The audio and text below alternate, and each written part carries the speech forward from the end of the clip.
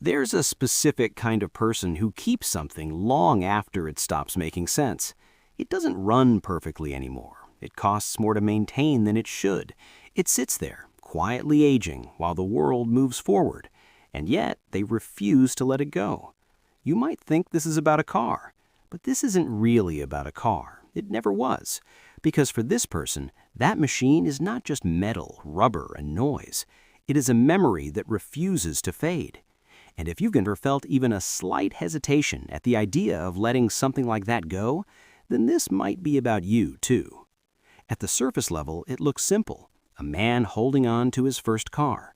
Maybe it's scratched, maybe outdated, maybe objectively worse than what he could easily replace it with today. Logically, the decision should be obvious. Sell it, upgrade, move on. But logic rarely wins when identity is involved. Because the first car is never just transportation. It is the first real taste of freedom. The first time you drove alone, without permission. The first late-night drive with no destination. The first moment you realized you could go anywhere and no one could stop you. That feeling leaves a mark.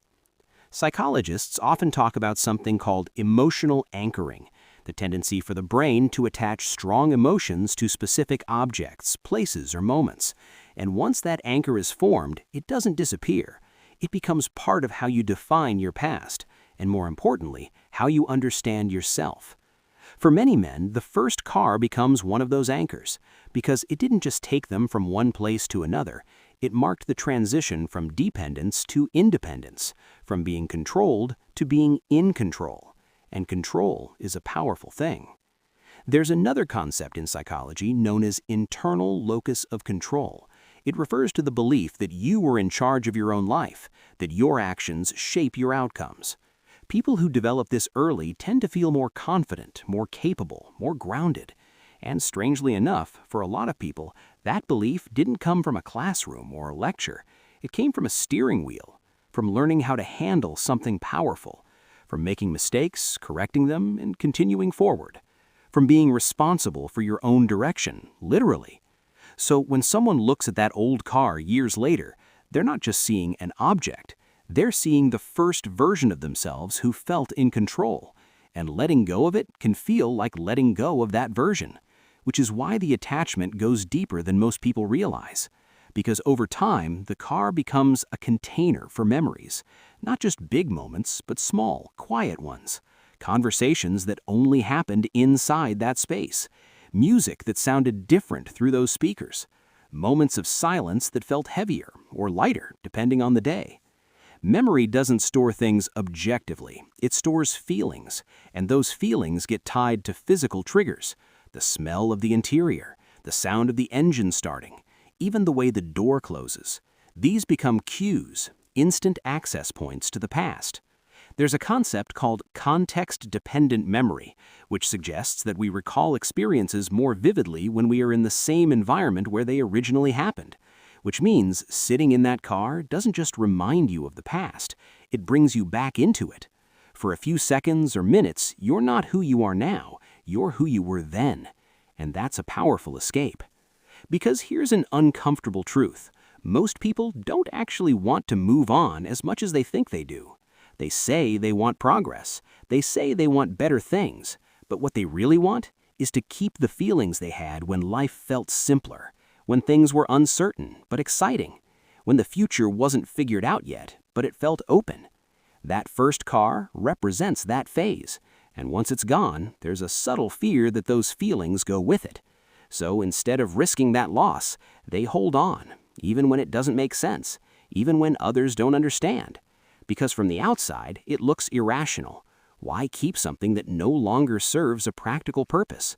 But from the inside, it's completely logical, because it serves an emotional purpose, and emotional utility is often stronger than practical utility.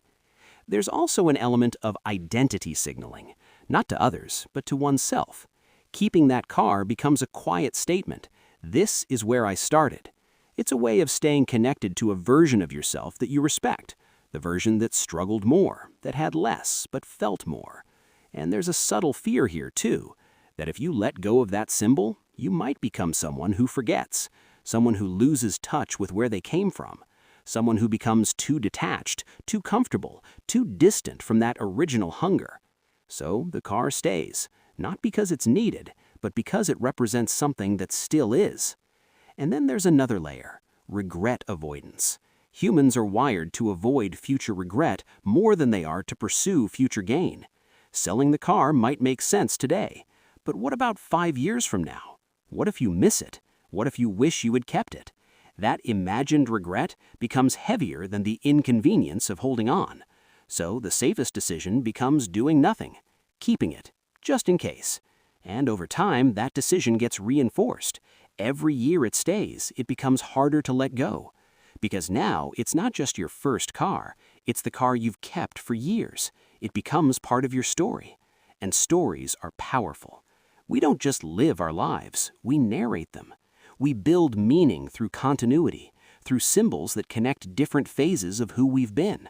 And removing one of those symbols can feel like breaking the story, like losing a chapter that you're not ready to close. But here's the deeper question. At what point does holding on stop being about remembering and start being about avoiding? Avoiding change, avoiding closure, avoiding the discomfort of accepting that some phases of life are meant to end. Because growth often requires letting go, not of the memories, but of the physical things we use to hold on to them. And that's the paradox.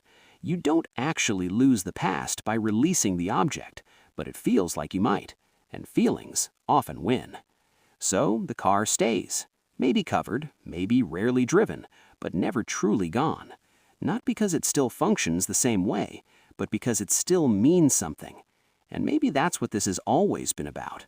Not the car, but the version of yourself that existed when everything was just beginning. The version that didn't know how things would turn out, but moved forward anyway. So the real question isn't why some men refuse to sell their first car. The real question is this: what are you holding on to, not because you need it, but because you're afraid of who you might be without it?